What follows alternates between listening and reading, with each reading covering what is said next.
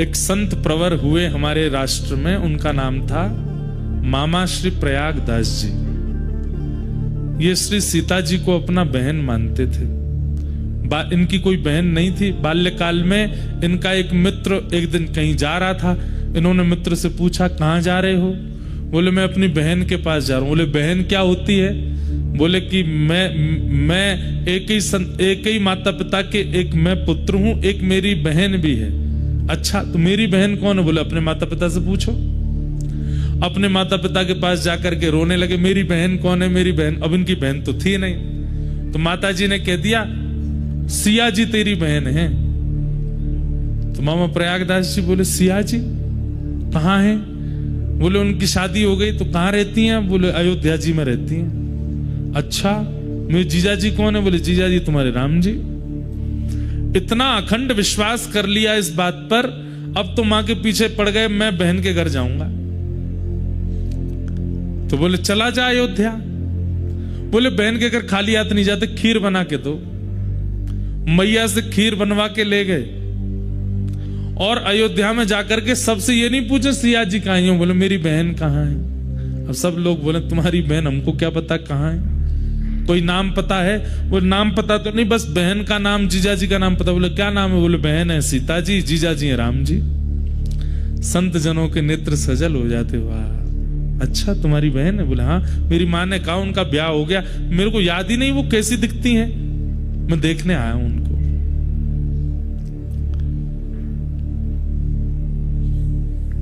संतों ने कहा, यह अयोध्या है, यहां तुम्हारे जीजा जी और बहन जी विचरण करते रहते हैं। किसी वृक्ष के नीचे बैठ जाओ, आएंगे तुमसे मिलने। बस उनको ढूंढते रहना, उनकी आस में बैठे रहना, आएंगे इसी मार्ग से।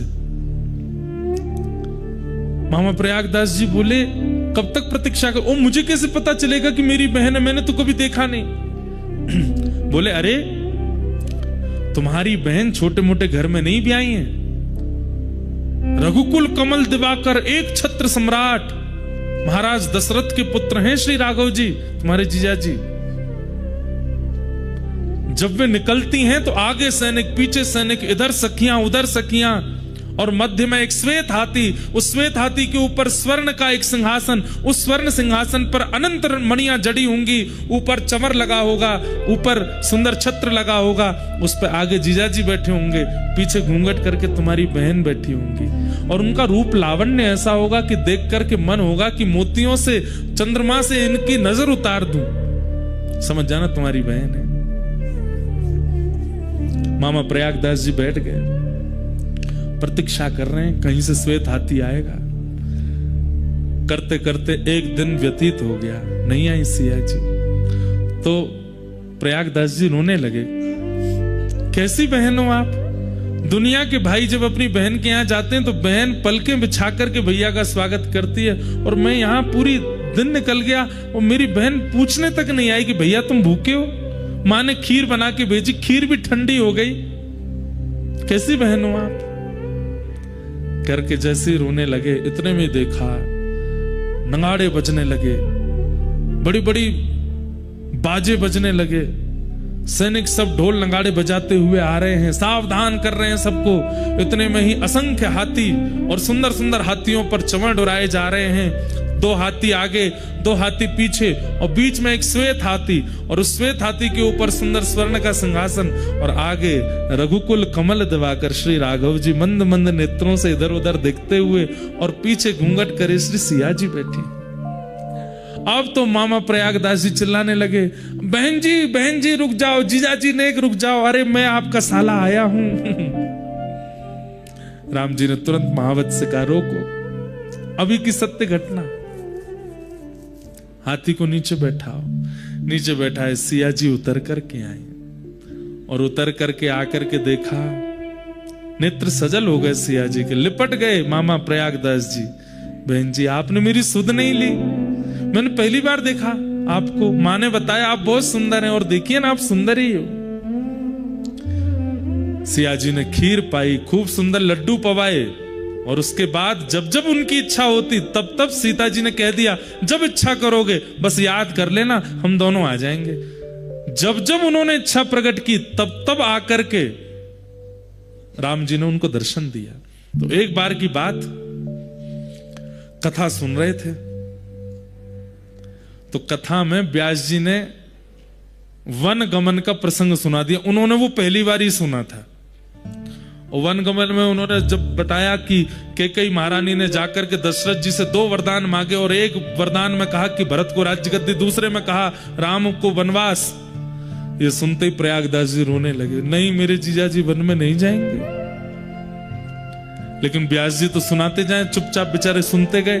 और जैसे ही प्रसंग आया कि सीता जी के पास गए और सिया जी से जाके कहा कि तुम यहीं रह करके पूरे कुल की रक्षा करना, सेवा करना। और सीता जी कहने लगी नहीं नहीं मैं तो आपके संग चलूंगी। सीता जी कहने लगी मैं आपके संग चलूंगी। तो प्रयागदास जी तो इतने फूट फूट के रोए। और जैसे ही सुना कि रथ में आरूढ़ होकर के राम जी और सिया जी अयोध्या छोड़ के वन चले गए, मूर्छित हो गए वहीं पे। हाँ नाथ, हाँ नाथ, हाँ नाथ, हाँ नाथ कहते कहते रोने लगे। लोग बाग सब में हड़कंप मच गया, सब श्रोताजन उठ गए, अरे व्यास जी कोई बेहोश हो गया। बोले पानी डालो। जैसे तैसे होश में आए, आंखें लाल और नेत्रों से अविरल अश्रुधार, पूरा शरीर कांप रहा है। दौड़ करके व्यास जी के पास गए, बोले मेरे भैया और मेरी बहन और मेरे जीजा जी कौन से वन में गए थे? बोले चित्रकूट के वन में गए। उसी समय दौड़ करके अपने घर गए और घर जाकर के, सुनिएगा, घर जाकर के खटिया ली, खटिया के साथ रजाई ली। बोले कि जंगल में सोते होंगे, उनको ओढ़ने को नहीं मिलता होगा, लेटने के लिए खटिया नहीं मिलती होगी। खटिया ली, रजाई ली, अचार का डिब्बा लिया, खाते होंगे क्या मिलता होगा उनको, बढ़िया सुंदर सुंदर सामग्री जो जो वन में होनी चाहिए एक व्यक्ति की जरूरत के लिए सब इकट्ठी कर ली। और खटिया के ऊपर डाल करके सारा सामान पूरा धर के, कपड़े लत्ता आदि, वस्त्र सौल आदि, बहन के लिए सुंदर पादुका, जीजा जी के लिए सुंदर पादुका, सब सामग्री लेकर के और सिर पर धारण करके चल दिए चित्रकूट। और रोते जा रहे रास्ते पर। चित्रकूट के वन में पहुंच गए और वन में जाकर के सब रख दिया। और उनको तो वरदान था कि जब स्मरण करोगे आ जाएंगे।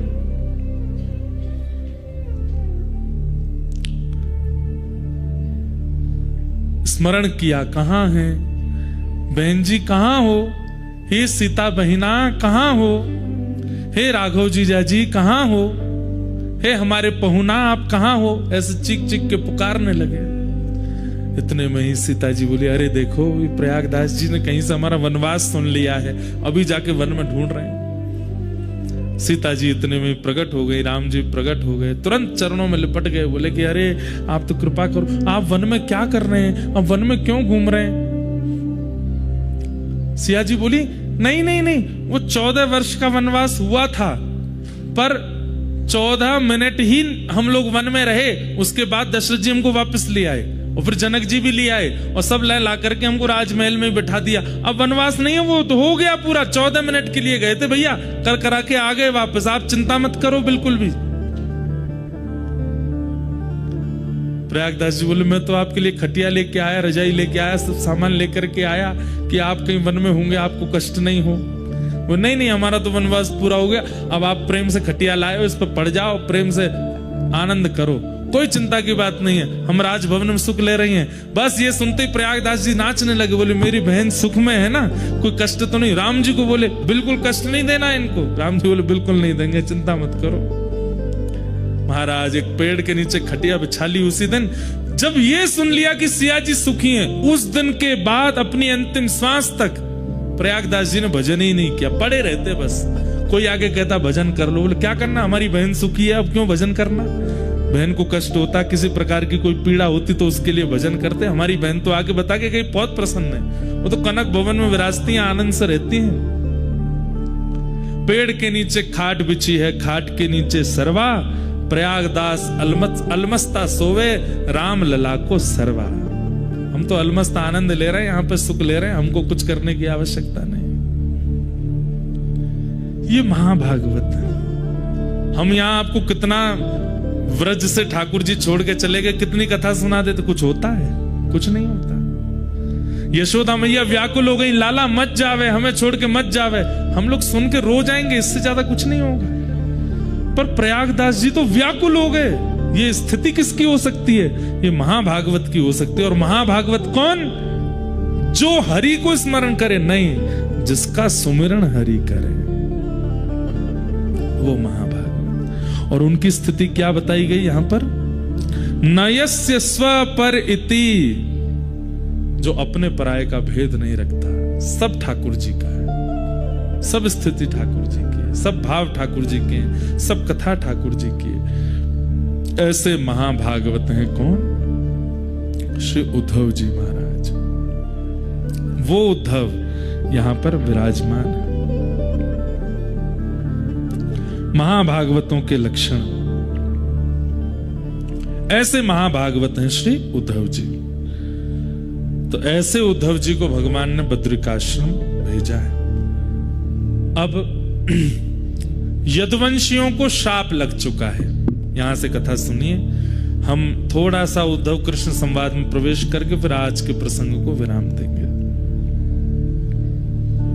यदुवंशियों को शाप लग चुका है। और आपको जानकर के आश्चर्य होगा कि यदुवंशियों को शाप किस दिन लगा? जन्माष्टमी के दिन। ठाकुर जी का जन्मदिन था उस दिन। और पूरे देवी देवता सब भगवान को प्रणाम करने के लिए आए थे। भगवान को प्रणाम करते हुए सब देवताओं ने भगवान को वंदन किया। नतास्मते नाथ पदारविंदम बुद्धिन्द्रिय प्राण मनोवचो भी यद्यतेन्तर्हृदि भावयुक्ते मुमुक्षुभिः कर्मयोरूपपाशा। देवताओं ने आकर के भगवान को प्रणाम किया। और प्रणाम करते हुए सब देवता भगवान को वंदन करने लगे। आपके चरण कमलों की महिमा, आपके मुखमंडल की महिमा, आपकी बुद्धि की महिमा, आपके स्वभाव की महिमा, सब महिमा गाने लगे। भगवान थोड़ी देर महिमा सुनते सुनते बोले, मूल बात पे आओ, बात क्या है? इतना महिमा मंडन क्यों कर रहे हो? सब देवताओं ने कहा, भगवान भूमेर भारावताराय पुरो विज्ञापितः प्रभो। हे नाथ, आप जिस कारण से अवतार धारण किए थे वो काम आपका पूरा हो गया। भगवान के अवतार के कारण क्या है? पहला कारण धर्म संस्थापनार्थाय, धर्म की स्थापना। दूसरा कारण क्या है? वैष्णव संत और भक्तों को दर्शन, वो भी पूर्ण हो गया। तीसरा कारण क्या है? राक्षस दुष्ट और दैत्यों का वध। ये भगवान का कारण है आगमन का। देवताओं ने जाकर के कहा कि नाथ, आपका अब कारण पूरा हो चुका है, अब आप वापस वैकुंठ चलो, अपनी लीला पूरी कर दीजिए। और आज तो यदुवंशियों को शाप भी लग गया है। अब नाथ, आपको वापस चलना चाहिए। देवताओं की बात सुनकर के भगवान थोड़े गंभीर हो गए और गंभीर होकर के बोले, मैं अगर चला गया तो मेरे भक्त कहां जाएंगे? मैं अगर चला गया तो मेरे आश्रय में जीने वाले ये सब लोगों का कल्याण कैसे होगा? मैं अगर चला गया तो इस पृथ्वी की रक्षा कौन करेगा? धर्म की स्थापना जो मैंने करी है वो कैसे पूर्ण होगी? तब देवता जन भगवान से कह रहे हैं कि हे नाथ, आपने जितने भी लीलाएं की हैं उन लीलाओं का श्रवण, कथन, पठन और विचार अब यही मानवों का कल्याण करेगा। आपकी उपस्थिति आवश्यक नहीं है अब मानव कल्याण के लिए। आपकी लीला का अनुसरण और आपकी लीला का चिंतन, कथा का श्रवण, उसी से ही मानव का कल्याण हो जाएगा। कृपा करके अब तो आप चलिए। तब भगवान ने मन में विचार किया, और यहां पर स्पष्ट ब्रह्मा जी कहते हैं कि भगवान कितने वर्ष के हो गए आज जन्माष्टमी है, तो यहां लिखा है सारस्वतम व्यतीयाय पंचविंशाधिकम प्रभो। बोले कितने वर्ष के हो गए आज ठाकुर जी? बोले 125 वर्ष के हुए। उद्धव कृष्ण संवाद जन्माष्टमी को ही प्रारंभ हुआ है, और 125 वर्ष की आयु में ठाकुर जी ने उद्धव को यह ज्ञान उपदेश दिया है। महाभारत का युद्ध बताते हैं, उस समय ठाकुर जी 80 या 90 के मध्य में थे, लेकिन भगवान की आयु सुनकर के आप किसी भी रूप में भगवान की वृद्धावस्था का अनुभव मत कीजिएगा। ठाकुर जी वृद्ध नहीं है, ठाकुर जी 125 वर्ष के हैं। भगवान का पुत्र प्रद्युम्न 80 वर्ष का है, भगवान का परपुत्र 50 वर्ष का है। लेकिन जब एक साथ भगवान, पुत्र और परपुत्र तीनों खड़े हो जाते हैं तो भगवान लगते हैं बालक। 16 वर्ष के बालक कैसे? भगवान की अवस्था 16 वर्ष की रहती है। रेशे नहीं आते ठाकुर जी को, हमारी तो दाढ़ी मूछ भी आ जाती है। ठाकुर जी को वो जो प्रारंभिक रोए होते हैं ना, जो 13-14 वर्ष के बालकों के आ जाते हैं, वह भी प्रकट नहीं होते ठाकुर जी के।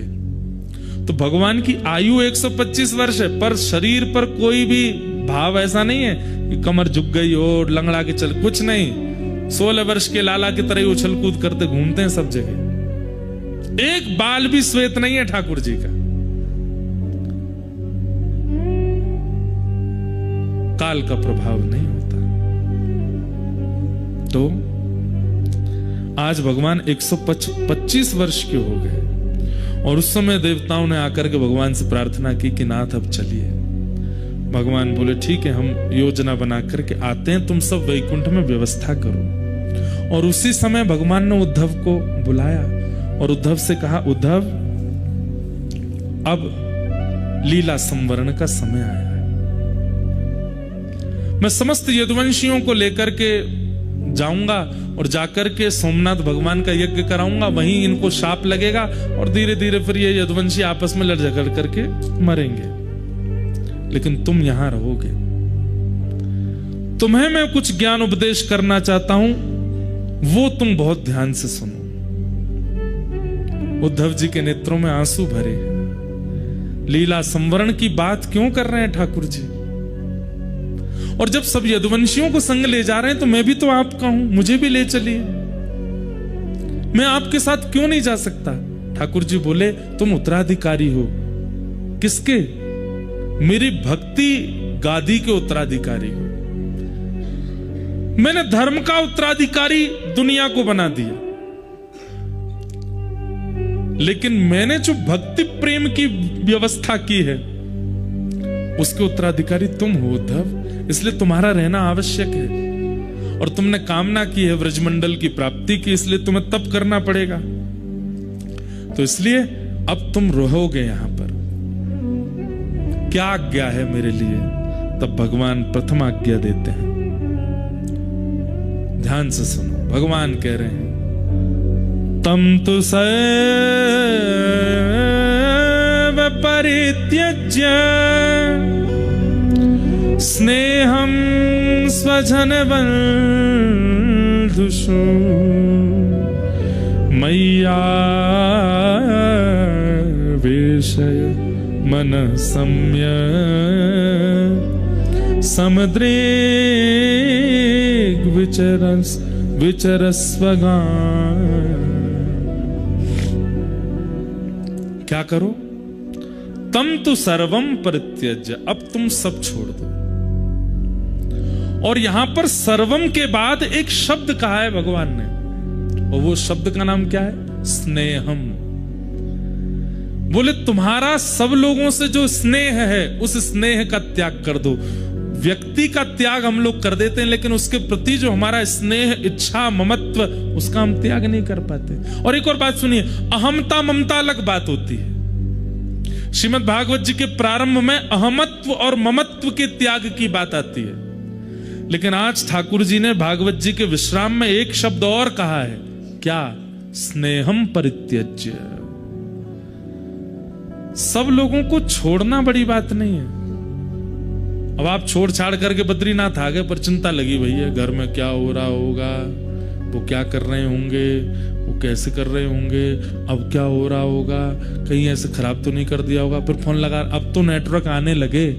हम तो उस काल में बद्रीनाथ आए जब यहाँ पे घूमना पड़ता था, तब कोई आके बोलता था सुनो कहाँ, हेलीपैड के पास जाओ, वहां नेटवर्क है। वहां जाके फोन लगा रहे हैं घर वाले, हाँ ठीक हो, सब ठीक है। 3 दिन से घर वाले रो रहे हैं, क्यों? कोई अते पते ही नहीं है, गया है। 3 दिन बाद फोन लगा तो पता चली कि हाँ ठीक है, जीवित है। ऐसी स्थिति थी बद्रीनाथ की। गीजर नहीं होते थे कमरों में, तप्त कुंड की बाल्टी आती थी 15 रुपए में, और वो बाल्टी जब तक कमरे पे आती तब तक ठंडा ही हो जाता था। बच्चे कुछ जितना वो गर्म होता था उसी से ही नहाना पड़ता था। कई बार तो बेचारे कोई स्नान करने के लिए गए, उनको पता चली कि तप्त कुंड का पानी, और सोचा गर्म ही होगा, मग्गा डाल के जैसे ही डाला भीतर से ही चीख निकली महाराज। वो सब स्थिति भी देखी है। चाय बनी, बन के कमरे में आई है, तब तक तो वो शरबत हो चुकी है। ऐसा बद्रीनाथ भी रहा है। गीजर नहीं होते थे, फोन के नेटवर्क नहीं होते, इंटरनेट तो चलता ही नहीं था। 2022 तक भी नहीं चलता था इंटरनेट। अब तो सब सुविधाएं हो गई यहां पे। पर हम सब छोड़ के आ जाते हैं, पर हमारा स्नेह नहीं छूटता। ठाकुर जी कहते हैं, उद्धव अब तुम स्नेह का त्याग करो। स्वजन बंधिशु, तुम्हारे जितने भी स्वजन हैं, जितने भी बंधुजन हैं, जितने भी प्रियजन हैं, इन सब से अब तुम स्नेह का परित्याग कर दो। क्योंकि जब तक ये स्नेह इस चित्त में रहेगा, भले शरीर से तुमने किसी का भी त्याग कर दिया हो, मेरी प्राप्ति नहीं हो पाएगी। क्योंकि मेरी प्राप्ति देह से नहीं, स्नेह से ही होती है, और वो स्नेह अब भी तुम्हारा उनमें है, तो मैं कैसे मिलूंगा? इसलिए तुम स्नेह का परित्याग करो। स्नेह कैसा होता है? चिंतन के रूप में होता है। भले ही जीव शरीर से सामने नहीं है, भले ही जीव वार्ता से सामने नहीं है, भले ही उस जीव की चर्चा भी हमारे आसपास नहीं हो रही, पर हमारे चिंतन में उसका ध्यान बना हुआ है। कैसा है, क्या? यही चिंतन, इसको स्नेह कहते हैं। और जब तक ये स्नेह का त्याग नहीं होगा, तब तक भक्ति मार्ग में तुम उपलब्धियों के रूप में अपने हृदय की स्वच्छता कर लोगे, बुद्धि की स्वच्छता कर लोगे, अपने विवेक की प्राप्ति कर लोगे, पर मेरी प्राप्ति नहीं हो पाएगी जब तक स्नेह नहीं जाएगा। समझ रहे हैं बात को? इस भक्ति मार्ग में आगे चल के बहुत उपलब्धियां मिल जाएंगी आपको। आप विवेकी हो जाओगे, आपको आपत्ति विपत्तियों की पीड़ा आनी बंद हो जाएगी, आप सबसे परा होते चले जाओगे। बिल्कुल एक मठ मंदिरों में रहने वाले तपस्वी की भांति आपकी स्थिति हो जाएगी, लेकिन कृष्ण दर्शन नहीं होंगे। क्यों? क्योंकि स्नेह अभी चित्त में है दूसरे के प्रति। ठाकुर जी कहते हैं, उद्धव क्यों 1000 वर्ष लग जाते हैं तप करने के बाद मेरे दर्शन में? किसी को 1000 वर्ष, किसी को 500 वर्ष, किसी को 100 वर्ष, इतना समय क्यों लगता है? बोले इन अवधियों में तप कितना कर रहा है ये नहीं देखता मैं ये देखता हूं तप से स्नेह कितना खत्म कर रहा है दूसरों से। और जैसे ही वो स्नेह शून्य होगा और मेरे दर्शन की लालसा उसके चित्त में प्रकट होगी, मैं प्रकट हो जाऊंगा। उद्धव बोला, योगेश, यहां से अब उद्धव कृष्ण संवाद प्रारंभ हो चुका है। बस प्रथम भाव कह के हम आज की कथा को विराम करेंगे। उद्धव जी महाराज कह रहे हैं, भगवान ने आज्ञा करी है कि स्नेह का परित्याग करो। और किससे? स्वजन बंधुषु, अपनों से और बंधुजनों से। और अब यहां उद्धव कह रहे हैं, योगेश योग विन्यास योगात्मन योग संभव निःश्रेयसाय मे प्रोक्तस् त्याग संन्यास लक्षण त्यागोऽयं दुष्करो भूमन् कामानां विषयात्मभिः सुतरां त्वयि सर्वात्मन् भक्तैरिति मे मति। हे नाथ, योगेशः योग विन्यासः योगात्मा योग संभव। हे योगियों के अधीश्वर, मुझे सन्यास के लक्षण बताइए। आपने कह तो दिया कि स्नेह का परित्याग कर दो, पर यह बहुत कठिन है। त्यागोयम दुष्करो भूमन, त्याग करना बहुत कठिन है संसारी जीव के लिए। भूमन कामानाम विषयात्म भी, इतनी विषय हमारे चिंतन में चलते रहते हैं, उनका त्याग कैसे करें? कहीं ना कहीं किसी ना किसी रूप से उसका चिंतन बन ही जाएगा। कैसे त्याग होगा नाथ? कृपा करके एक सन्यास लक्षण मुझे बताइए, मैं कैसे कर सकता हूं? और आपने जो मुझे आज्ञा की है कि स्नेह का परित्याग करो, आपने ये नहीं कहा कि स्वजनों का त्याग कर दो। आप कह रहे हो स्नेह का मतलब स्वजनों के बीच में रहना पड़ेगा। बोले हाँ। बोले शरीर से इन लोगों के बीच में रह के मैं इनसे स्नेह का परित्याग कैसे कर सकता हूं? ये मेरे समझ में नहीं आ रही है नाथ। भगवान बोले ये तो हम कल समझाएंगे 3 बजे से कि कैसे होगा सबके बीच रह के स्नेह का परित्याग। और उसके लिए आपको 3 बजे आना पड़ेगा। आइए आज के कथा को मधुर विश्राम देते हैं। हे भजो मुकुंद माधव मुरारे,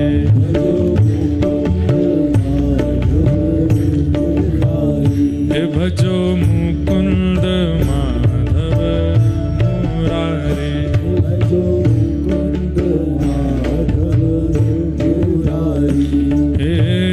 गिरधारी बनवारी,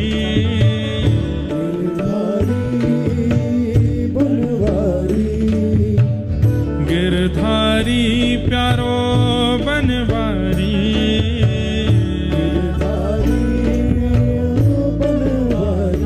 हे गिरधारी प्यारो बनवारी,